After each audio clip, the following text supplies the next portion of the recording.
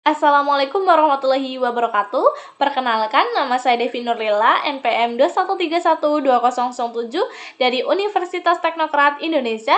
Di video kali ini saya akan menjelaskan tentang pengenalan Natural Language Processing atau biasa disebut dengan NLP dengan dosen pengampu saya, Bapak Zainal Abidin, dengan mata kuliah Pemrosesan Bahasa Alami. Baiklah, di sini saya akan menjelaskan tentang NLP itu sendiri. Jadi, NLP merupakan salah satu bidang ilmu dalam kategori keilmuan Artificial Intelligence atau biasa disebut dengan AI. NLP merupakan materi keilmuan yang diajarkan dalam mata kuliah Komputasi Bahasa Alami, yaitu mata kuliah saya sendiri. Bahasa alami adalah bahasa yang secara umum digunakan oleh manusia dalam berkomunikasi antara satu orang dengan orang lainnya. Bahasa alami dikategorikan sesuai dengan bahasa manusia, biasanya bahasa Indonesia, bahasa Inggris, bahasa daerah, atau bahasa-bahasa yang digunakan oleh negara-negara dan suku-suku lainnya. Langsung aja, lalu apa bedanya dengan bahasa pemrograman dengan bahasa alami? Nah, bahasa alami tidak memiliki compiler atau interpreter untuk dapat dipahami seperti halnya bahasa pemrograman. Jadi, bahasa alami merupakan bahasa komunikasi yang digunakan manusia dalam menyampaikan suatu informasi atau maksud tertentu. Kata Hosbon Lane 2019. Lanjut, tetapi ketika bahasa alami ini diterapkan dalam NLP, maka kita menggunakan bahasa pemrograman sebagai instruksi dari manusia kepada komputer. Selanjutnya ada area NLP. Nah, area NLP ini ada Question Answering System atau biasa disebut dengan QAS.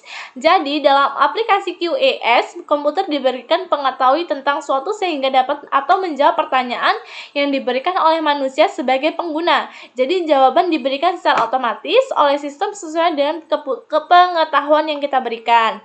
Nah, di sini ada model QAS terlihat pada penggunaan aplikasi chatbot, yaitu aplikasi mobile dengan model chat antara pengguna dengan sistem atau robot. Nah, di sini yang nomor 2 ada summarization. Nah, aplikasi ini digunakan untuk meringkas dan dari banyak yang dokumen menjadi ringkasan penting yang dapat digunakan untuk membantu user dalam membuat suatu ringkasan dokumen. Bisa dilihat dari gambar 1.3 dengan modern text summarization. Jadi dilakukan oleh komputer dengan pengetahuan yang saya berikan. Dengan adanya NLP, maka proses ini dapat dimungkinkan terjadi. Kemudian ada mesin translation. Jadi, mesin translation adalah aplikasi penterjemah yang dilakukan oleh sistem. Banyak contoh aplikasi mesin translation yang ada di internet dan sering digunakan seperti Google Translate. Aplikasi penerjemah ini menggunakan konsep NLP dalam pengaplikasiannya sudah tentu dibutuhkan suatu pengetahuan tentang data kamus dan data kata bahasa sesuai bahasa yang ditranslatekan yang kita berikan ke dalam sistem. Oke, selanjutnya ada speech recognition. Jadi speech recognition merupakan area NLP yang memiliki proses yang kompleks. Aplikasi ini mengenai ucapan pengguna dan menindaklanjuti hasil recognition tersebut. Pengetahuan yang diberikan ke komputer berupa data-data speech dan dari beberapa pengguna, sehingga sistem dapat menganalisis speech dari pengguna. Aplikasi lain pendukungnya adalah aplikasi text to speech dan speech to text. Nah, bisa dilihat ya pada gambar 1.6 ilustrasi dan contoh aplikasi speech recognition. Nah, kemudian ada dokumen classification. Jadi, terdapatnya banyak aplikasi dalam area ini, diantaranya artikel atau dokumen klasifikasi. Ada sentiment analysis, ada analisa produk review, spam filtering, analisa data hoax, analisa dokumen, dan lainnya. Oke, lanjut.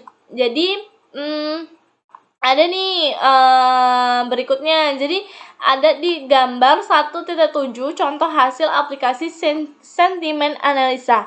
Jadi biasanya name entity recognition atau biasa dengan NAR, information attraction, dan spelling correction juga masuk ke dalam area NLP yang tidak berbentuk sistem kompleks layaknya 5 area NLP di atas. Aplikasi name entity recognition menemukan data dengan kelompok datanya. Misal seperti yang terlihat pada gambar 1.8, informasi extraction intinya sama dengan NR, hanya saja lebih luas area kelompok datanya.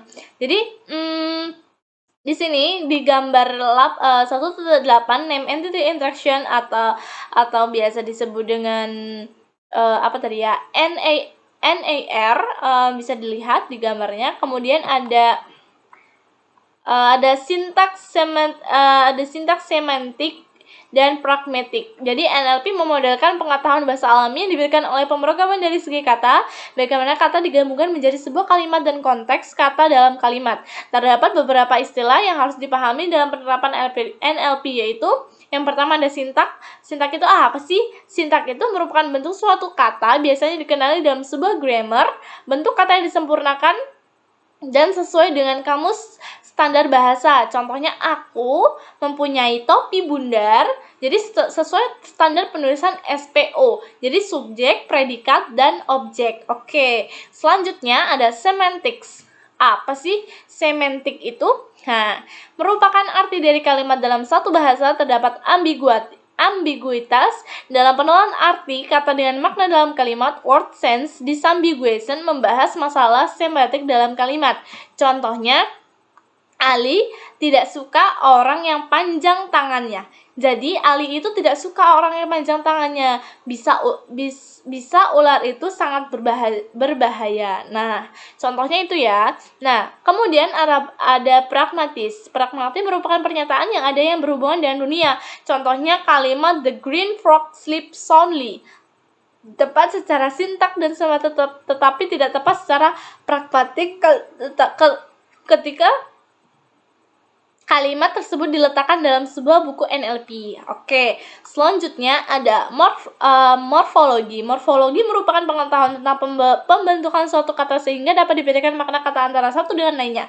Contoh, mencarikan kata dasar cari, ni atau prefix atau alaman, dan kemudian an, suflik atau akhiran. Oke, selanjutnya ada fonetik. Fonetik merupakan pengetahuan yang berhubungan dengan suara yang berupa kata sehingga dapat dikenali dengan baik. Fonetik biasanya digunakan untuk sistem yang berada dalam area speech recognition. Oke, selanjutnya ada 1.3 perancangan LMP. Nah, di sini ada dalam pembuatan LMP dibutuhkan suatu data masukan yang memiliki ragam tipe. Nah, gambarnya merupakan perencanaan pembuatan NLP dilihat dari input sort type, dan type processing pipeline NLP-nya.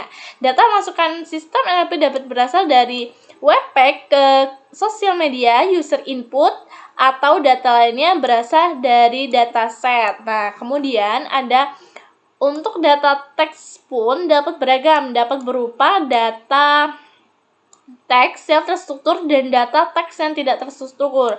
Nah, contohnya ada ini, gambar 1.11 perencanaan NLP pipeline. Nih, bisa dilihat nih dari sini. Nah, kemudian